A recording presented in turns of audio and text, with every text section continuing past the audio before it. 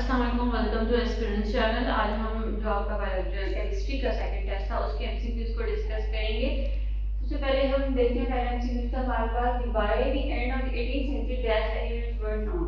कितने elements 18th century तक हमें नॉन थे, उनका नंबर कितना है। तो अगर उनका नंबर अगर हम देखें तो दे आर 23 इन नंबर। ठीक है, ऐसे ऐसे जिस तरह से डिस्कवरी होती है, ठीक है, पता चलता रहा कि जो हमारे पास एलिमेंट्स हैं उनका नंबर ज़्यादा है, लेकिन 18th सेंचुरी तक नंबर वर 23।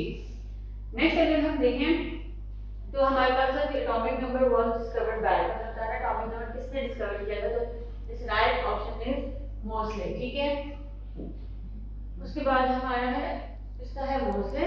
नेक्स्ट है हमारे पास number of pairs in the periodic table are. Periodic table में आपके पेयर्स का नंबर कितना है, जस्ट आपने वो लिखना था, तो उसके हमारे पास नंबर है 7। नेक्स्ट है हमारे पास बाय द नंबर वाला 18th सेंचुरी तक तो हमारे पास 23 एलिमेंट्स नॉन थे, लेकिन जिस तरह से आगे ये चलते रहे तो हमें चला कि जो अब 1925 तक अगर हम देखें कितने एलिमेंट्स हमें नॉन थे, तो उनका नंबर है हमारे पास 88। ठीक है, उसके बाद अगर हम नेक्स्ट एमसीक्यू देखें, हमारे पास which of the following molecules have the triplet covalent bond between its atoms. ठीक है, तो अगर हम यहाँ पे देखें कि जो हमारे पास मॉलिक्यूल ऑक्सीजन का, हाइड्रोजन का, नाइट्रोजन एंड फ्लोरीन, तो इनमें से जब हम इनमें से कोवलेंट बॉन्ड हम ड्रॉ करते हैं तो हम देखते हैं कि जो ऑक्सीजन है उसमें होता है हमारे पास डबल बॉन्ड रहता है, हाइड्रोजन में सिंगल बॉन्ड, नाइट्रोजन जो होती है उसमें 3 इलेक्ट्रॉन जो होते हैं वो शेयर होते हैं एक नाइट्रोजन के। ठीक है, एक नाइट्रोजन अगर दूसरे नाइट्रोजन के साथ जो कोवलेंट बॉन्ड बनाती है उसमें हमारे पास क्या होता है 3 इलेक्ट्रॉन शेयर होते हैं। तो अगर हम देखें इनमें से तो हमारे पास जो नाइट्रोजन है वो ऐसा कोवलेंट बॉन्ड बना रही है जिसमें हमारे पास ट्रिपलेट कोवलेंट बॉन्ड बन रहे हैं। नेक्स्ट है हमारे पास the following atoms does not form in cation at 9। Cation और एनायन नहीं बनाएंगे, तो कैटायन और एनायन बनते कब है, जब कोई इलेक्ट्रॉन क्या करता है, कोई एलिमेंट हमारे पास कैटन, अगर उसने इलेक्ट्रॉन लूज किया तो इट विल फॉर्म कैटायन, और अगर उसने इलेक्ट्रॉन गेन किया तो वो क्या बनाएगा, एन। ठीक है, तो हमें कुछ एटॉमिक नंबर्स दिए गए, उनमें से हमें देखना है कि कौन कौन से जो हैं ये वाले एटॉमिक नंबर की बेसिस पे कि हमारा एनायन या कैटायन बनाएंगे या नहीं। सबसे पहले बात हमारे पास है 19 जो एटॉमिक नंबर जो पोटेशियम है उसका हमारे पास एटॉमिक नंबर क्या होता है, 19 होता है। तो पोटेशियम भी क्या है, एक मेटल, तो ये हमारे पास कैटायन बनाती है। उसके बाद क्या है हमारे पास 16, तो 16 होता है ऑक्सीजन का। तो ऑक्सीजन हमेशा 2 इलेक्ट्रॉन गेन करती है अपना वैलेंस इलेक्ट्रॉन पूरा करने के लिए, तो ये एनायन बनाएगी। ठीक है, उसके बाद हमारे पास क्या है 17 हमारे पास इसके पास होता है फ्लोरीन का, तो ये भी क्या करती है, आयरन बनाती है। उसके बाद हमारे पास क्या है 18, तो 18 एटॉमिक नंबर अगर हम देखें तो ये हमारे पास एक नोबेल गैस है। ठीक है, नोबेल गैस आर्गन। ठीक है, उसमें हमारे पास है 18 एटॉमिक नंबर। अब क्योंकि नोबेल गैसेस जो होती है वो ऑक्टेट रूल पूरा करती है, उनके जो आखिरी शेल होता है उसमें इलेक्ट्रॉन पूरे होते हैं। ठीक है, इस वजह से जो हमारे पास द लास्ट ऑप्शन है एटॉमिक नंबर 18 आर्गन जो है जिसका ठीक है नोबेल गैस, वो कोई एनायन या कैटायन नहीं बनाएगी क्योंकि उसका जो आखिरी शेल है वो क्या है, कंप्लीटेड है। नेक्स्ट अगर हम देखें which of the following atoms will form an ion of charge -2, जिससे हम पीछे बात की कुछ एटम्स क्या करते हैं, इलेक्ट्रॉन गेन करते हैं, कुछ लूज करते हैं। अब हमने इनमें से जो हमें एटॉमिक मैसेज और एटॉमिक नंबर दिए गए इनकी बेस पे बताना है कि कोई जो हमारे पास ऐसा हमारे पास एटम हो जो -2 का बनाए एनायन। ठीक है, पहला हमारे पास 12 एटॉमिक मास में हमारे पास क्या है 24। ठीक है, तो ये हमारे पास किसका होता है, मैग्नीशियम है, ये 28 है, तो ये सिलिकॉन है। 20 है तो ये हमारे पास नियोन है, और 16 हमारे पास क्या है, ऑक्सीजन। ठीक है, तो ऑक्सीजन का हमारे पास अगर हम देखें तो हमने पहले बात की, जो ऑक्सीजन को हमेशा अपना जो आखिरी शेल है उसको कंप्लीट करने के लिए 2 इलेक्ट्रॉन चाहिए होते हैं, इसलिए ऑक्सीजन क्या करती है -2 का उस पे आयन आता है क्योंकि वो एनायन बनाती है, उसको 2 इलेक्ट्रॉन चाहिए होते हैं। नेक्स्ट है which of the following methods of duplet rule.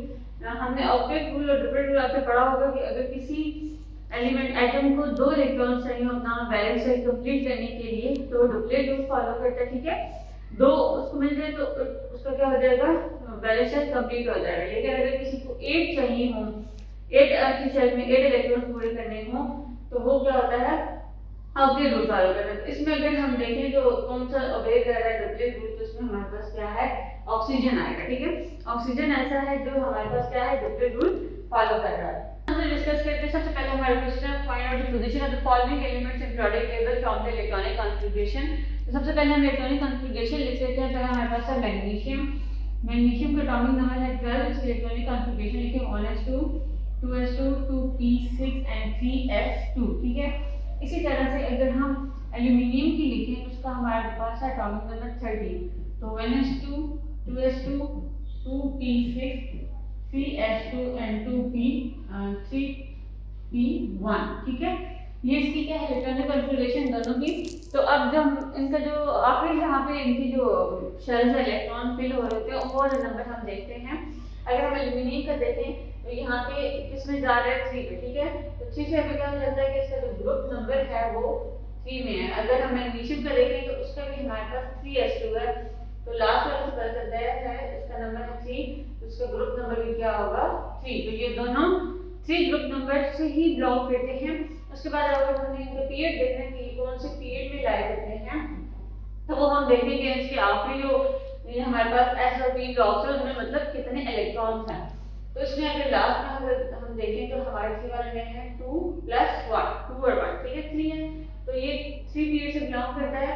और इसके अगर हम देखें 3s2 है, सिर्फ 2 इलेक्ट्रॉन्स हैं, तो ये जो इस पीरियड से बिलोंग करता है वो हमारे पास नंबर है 2। ठीक है, तो दोनों जो हमारे पास एलिमेंट्स हैं वो दोनों बिलोंग करते हैं टू द ग्रुप 3, लेकिन इनके जो पीरियड नंबर है वो क्या है, डिफरेंट है। One belongs to 2 and other belongs to the 3। Next अगर हम देखें, हम आपने ट्रेंड बताना था कि किस तरह से इलेक्ट्रॉन एफिनिटी जो है वो अल्कली मेटल्स और हैलोजन से करती है। ठीक है, तो अगर हम अल्कली का देखें तो उनकी जो एफिनिटी होती है वो बहुत ज़्यादा लो होती है, रिएक्टिविटी होती है, तो इस वजह से उनकी इलेक्ट्रॉन एफिनिटी भी क्या है, कम होती है। ठीक है, वो एनायन बहुत कम बनाते हैं। लेकिन एज कम्पेयर टू अगर हैलोजेंस की बात करें तो उनकी इलेक्ट्रॉन एफिनिटी बहुत ज़्यादा होती है, क्योंकि उनका जो रेडाई होता है वो कम होता है और स्ट्रॉन्गर न्यूक्लियर अट्रैक्शन होती है as compare to the alkali, जिनकी रेडाई ज़्यादा होता है लेकिन उनकी जो न्यूक्लियर अट्रैक्शन होती हैं वो बहुत कम होती हैं। ये उनकी टेंडेंसी जो हैलोजेंस को बनाती हैं good electron affinity forming anions and as compare to the alkali matter. Next अगर हम देखें, आपका क्वेश्चन है imagine you are standing on the top of the uranium, ठीक है, nucleus 235, how many type of subatomic particle would you observe looking down into the nucleus and how would you see when you looking out from the nucleus। ठीक है, तो अगर हम यहाँ पे एक आइटम ड्रॉ करें, ठीक है, यहाँ पे लिखा हम ड्रॉ करते हैं। ठीक है, तो यहाँ पे हमने देखना है कि अगर आप न्यूक्लियस में ऊपर से अपवर्ड देखें तो न्यूक्लियस के अंदर क्या देखेंगे, किसी भी आइटम की न्यूक्लियस के अगर हम देखेंगे तो आपको क्या नजर आएगा, न्यूक्लियस के अंदर हमारे पास प्रेजेंट होते हैं न्यूट्रॉन एंड प्रोटॉन्स। ठीक है, न्यूट्रॉन और प्रोटॉन प्रेजेंट होते हैं। तो अगर आप अपवर्ड देखें किसी भी आइटम के, फॉर एग्जाम्पल यहाँ पे आपने यूरेनियम लिया तो आप अपवर्ड देखेंगे तो आपको दो ही चीजें नजर आएंगी, दो पार्टिकल नजर आएंगे, प्रोटॉन्स एंड न्यूट्रॉन्स। ठीक है, इस तरह से अगर उसने बोला है कि अगर आप न्यूक्लियस के अंदर से बाहर की तरफ देखें तो आपको किस तरह के पार्टिकल नजर आएंगे, क्योंकि ये यूरेनियम 235 है तो यहाँ पे हमें 3 पार्टिकल नजर आएंगे। ठीक है, एक अल्फा पार्टिकल जो भी जब भी न्यूक्लियो या रेडियोएक्टिव डिके होता है, ठीक है, हमारे पास अल्फा पार्टिकल्स होंगे, एक हमारे पास न्यूट्रॉन होंगे, ठीक है, जो मेट करते हैं ड्यूरिंग द न्यूक्लियर प्रोसेस, और तीसरी चीज जो होगी हमारे पास क्या होंगे, इलेक्ट्रॉन्स। ठीक है, 3 तरह की हमारे पास पार्टिकल्स ऑब्जर्व होंगे, one is the electron, second is the neutrons and third is the alpha particles. ठीक है, तो अगर हम किसी भी एटम के, जिस तरह हमने यूरेनियम की एग्जांपल ली, अपवर्ड से न्यूक्लियस की तरफ देखेंगे तो हमें इलेक्ट्रॉन, प्रोटॉन एंड न्यूट्रॉन नजर आएंगे, और अगर न्यूक्लियस से बाहर की तरफ देखेंगे तो 3 तरह के पार्टिकल्स नजर आएंगे यूरेनियम 235 में। तो आगे हम कर देते हैं, नेक्स्ट क्वेश्चन है हमारा, are you in what region of the periodic table would you find the elements with the high ionization energy and the low ionization energy। ठीक है, तो जो एलिमेंट्स हाई आयनाइजेशन एनर्जी के होते हैं वो ज़्यादातर अपर राइट रीजन में पीरियोडिक टेबल के प्रेजेंट होते हैं, लेकिन अगर हम इसी तरह से लो आयनाइजेशन एनर्जी की बात करें तो वो हमारे पास होते हैं लेफ्ट वेस्ट रीजन में। ठीक है, अल्फा यूनाइटस के नज़दीक होते हैं। उसके बाद आपने स्ट्रक्चर ड्रॉ करना था, dot and electron cross structure of the हमारे पास वाटर का। ठीक है, तो अगर हम वाटर का इस तरह से देखें तो हमारे पास वाटर के मॉलिक्यूल्स में हमारे पास क्या है, हाइड्रोजन है 2 हमारे पास, और एक हमारे पास क्या है, ऑक्सीजन, हाइड्रोजन। फिर अगर हम बात करें तो उसमें जो उसके आंसर में अगर हम बात करें तो एक इलेक्ट्रॉन प्रेजेंट होता है, लेकिन उन्होंने अपनी जो वाटर का मॉलिक्यूल है उसमें उन्होंने जो इलेक्ट्रॉन शेयरिंग करने हैं ऑक्सीजन या हाइड्रोजन से 2 लेने, ठीक है। क्योंकि अगर हम ऑक्सीजन की बात करें तो ऑक्सीजन का हम जो इस तरह से ड्रा करेंगे, क्योंकि यहाँ पे उसने 2 इलेक्ट्रॉन क्या करने हैं, शेयर करने हैं, तो उसके आखिरी सेल में होते हैं हमारे पास 6 इलेक्ट्रॉन, ठीक है,